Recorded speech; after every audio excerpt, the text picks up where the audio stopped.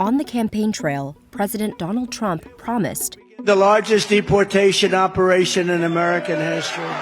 But many of the millions of migrants that Trump wants to deport are a key source of labor in the United States, particularly in the agriculture industry. We want a secure border, but we also understand that immigrant labor is important to agriculture. There are plenty of people who would be willing to come here lawfully and do the work. Here's a look at how Trump's immigration plans could upend agriculture in the U.S.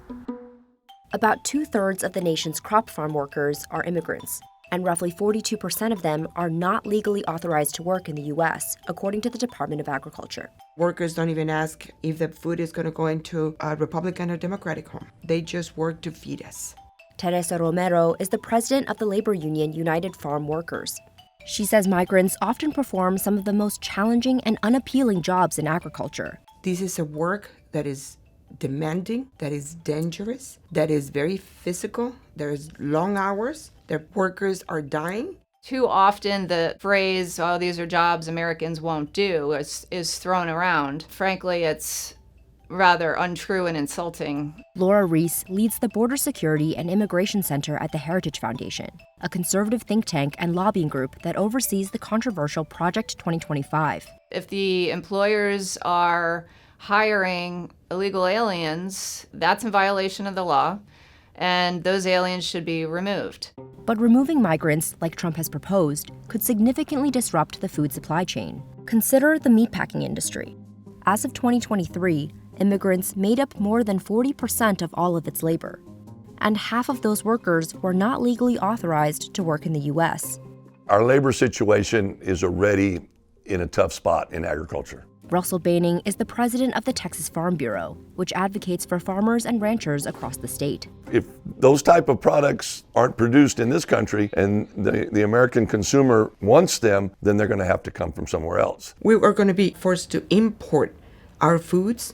And what is Trump saying about imports? Tariffs. Mexico has to stop allowing millions of people to pour into our country. They can stop them. And we're going to put very serious tariffs on Mexico and Canada, because Canada, they come through Canada too. The left uses this as a scare tactic of your price of avocados will skyrocket if we deport illegal aliens is ridiculous. National security and sovereignty is a little more important than the cost of guacamole. There currently is a legal pathway for farmers to hire migrant labor. It's called the H-2A Temporary Agricultural Worker Program. Through this, migrants can be brought to the U.S. to meet agricultural needs. Demand for H-2A workers soared by nearly 65% between 2017 and 2022, underscoring agriculture's reliance on migrants for labor. Plenty of other agricultural workers have followed the law, so why should we give a benefit to the person who has not followed the law, not taken advantage of that program year after year after year? But here's the catch. The H-2A program doesn't really work for every industry since it's seasonal. So farms that take care of livestock year-round can't benefit from the program. We hope we can get a balance and work with the administration to expand the H-2A program where the guest workers come in, but they can work in any type of industry, part of agriculture that's basically year-round. But this proposition concerns farm unions. One of the problems is that they also want to expand it to year-round and lower the salaries of these workers, which will affect workers who have been working for 10, 20, 30, 40 years. Immigration has long been a key concern for voters during presidential elections, particularly in 2024.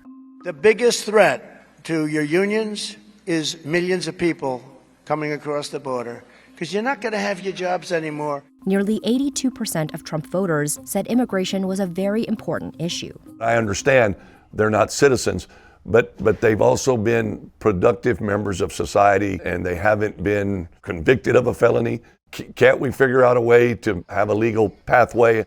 Trump tapped Tom Homan to be the border czar and oversee the mass deportation process. Homan, the former acting director of Immigration and Customs Enforcement, or ICE, is a hardliner on illegal immigration.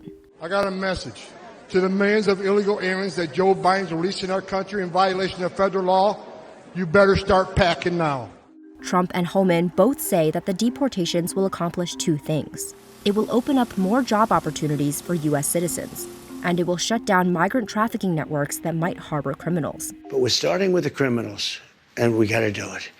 And then we're starting with others, and we're going to see how it goes. Who are the others? Others are other people outside of criminals. We simply cannot sustain the numbers of people who have been let in over the past 4 years. So it is incumbent to get back to the rule of law, to enforce the laws that Congress passed. Union organizations, like United Farm Workers, are working to educate members about what to do if a raid happens at their farm. What are they going to do if they have a home on their name? What are they going to do if they're deported and they have minor children? Prepare them for the worst, and we want to make sure that they understand that they still have the power to defend themselves in their working areas, because without farm workers, without this immigrant community, we would not have an agricultural industry.